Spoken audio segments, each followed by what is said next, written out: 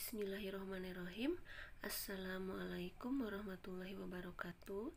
Salam hebat Bapak Ibu Guru di seluruh Indonesia. Ini adalah video aksi nyata dari pelatihan mandiri dengan topik perencanaan pembelajaran.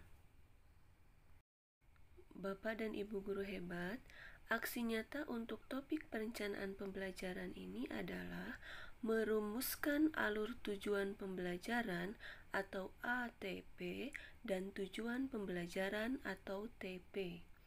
Di sini kita harus memahami dulu rasional, tujuan, dan karakteristik mata pelajaran kita dengan membaca dokumen capaian pembelajaran atau CP yang dikeluarkan oleh Kemdikbudristek.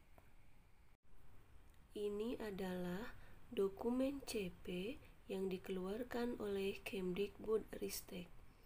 Di sini kita bisa menemukan semua elemen dan CP mulai dari fase pondasi yang dicapai di akhir PAUD, kemudian fase A untuk kelas 1 sampai 2 SD atau sederajat, kemudian fase B untuk kelas 3 sampai 4 SD atau sederajat, kemudian fase C untuk kelas 5 sampai 6 SD atau sederajat, kemudian ada fase D untuk kelas 7 sampai 9 SMP atau sederajat, kemudian ada fase E untuk kelas 10 SMA atau sederajat. Dan terakhir, fase F yaitu untuk kelas 11 sampai 12 SMA atau sederajat. Setelah kita membaca dokumen CP ini, kita tentukan fase mana yang akan kita pilih. Secara singkat, di sini saya akan memaparkan hasil diskusi MGMP Mapel yang terdiri dari 3 orang guru Mapel. Di sini saya ambil fase E, Mapel Bahasa Inggris. Saya copy dari dokumen CP yang tadi ya Bapak Ibu, yang ini. Nah, dalam fase E ada 3 elemen, yaitu elemen menyimak berbicara, kemudian elemen membaca memirsa, dan elemen menulis mempresentasikan. Kita kopikan di sini CP-nya yang kita ambil dari dokumen CP tadi. Untuk elemen yang pertama, yaitu elemen menyimak berbicara, di sini sudah dijelaskan deskripsinya. Begitu juga dengan elemen membaca, memirsa, dan elemen menulis mempresentasikan. Baiklah, mari kita kerjakan satu elemen dahulu, yaitu elemen yang pertama, elemen menyimak berbicara.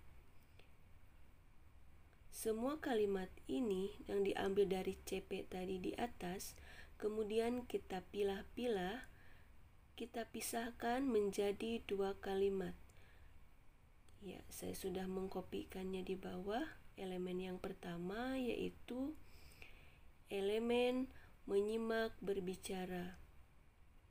Di sini kita bisa baca ya Bapak Ibu. Kemudian kita analisis mana yang merupakan kompetensi dan mana yang merupakan konten. Kompetensi adalah yang saya beri warna kuning dan konten adalah yang berwarna hijau. Di sini kita lihat ya. Nah, setelah itu Bapak dan Ibu, kemudian kita buat ACP-nya, analisis capaian pembelajaran. Sini saya sudah buatkan. Materinya adalah conversation melalui audio. Kita buat tabel yang berisi dari elemen, ini ya Bapak Ibu, kemudian kompetensi, kemudian materi esensial, dan tujuan pembelajaran. Karena keterampilan yang akan kita bahas adalah menyimak berbicara, sekali lagi maka kita beri materi conversation melalui audio. Kemudian sumbernya bisa bebas ya Bapak Ibu. Nah,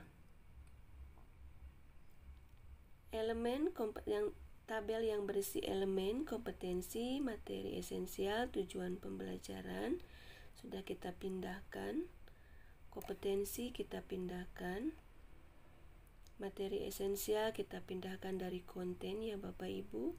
Kemudian kita buat TP atau tujuan pembelajaran.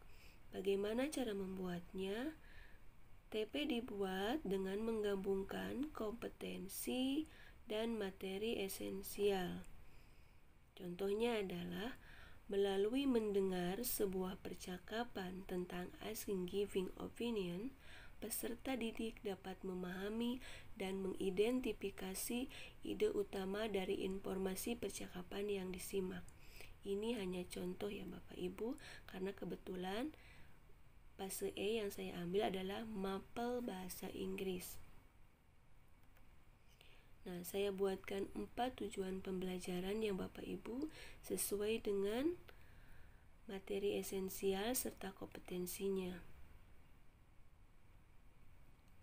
Kemudian kita masuk ke ATP atau alur tujuan pembelajaran.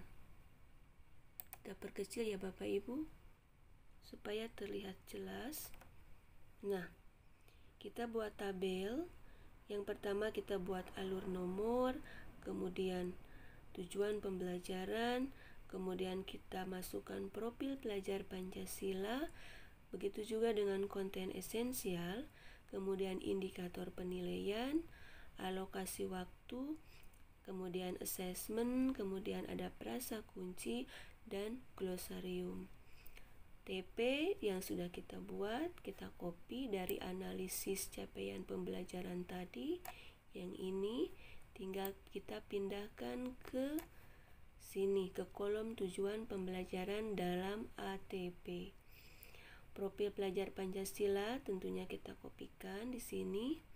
Kemudian konten esensialnya yaitu diambil dari materi esensialnya. Apa materi yang akan kita bahas? Kemudian di sini ada indikator penilaian. Jadi goal apa yang ingin kita capai dari tujuan pembelajaran. Alokasi waktunya di sini ada 10 JP. Kemudian assessmentnya di sini saya bacakan. Saya zoom ya Bapak Ibu sebentar. Nah, di sini assessment di awal pembelajaran non-kognitif dan kognitif sebelum pembelajaran itu yang pertama.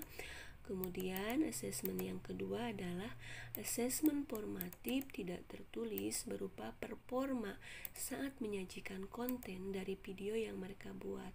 Kebetulan saya akan menyuruh mereka membuat video dari pemakaian atau penggunaan ungkapan materi ini. Kemudian yang terakhir adalah assessment sumatif ya Bapak Ibu, yang tertulis pada akhir pembelajaran berupa soal PG. Di sini juga ada frasa kunci, kemudian penjelasannya melalui glosarium ya Bapak Ibu. Nah, ini glosariumnya.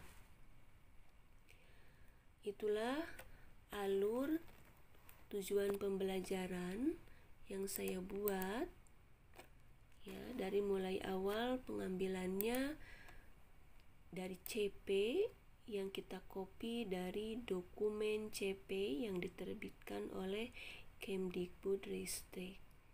Kebetulan kami membuat CP ini dirumuskan dalam MGMP Mapel yang sudah kami laksanakan. Baiklah Bapak Ibu, itulah sedikit secara singkat saya jelaskan alur tujuan pembelajaran. Terima kasih. Mohon maaf atas segala kekurangannya. Wabillahi taufiq wal hidayah. Wassalamualaikum warahmatullahi wabarakatuh. Sampai jumpa Bapak Ibu guru hebat.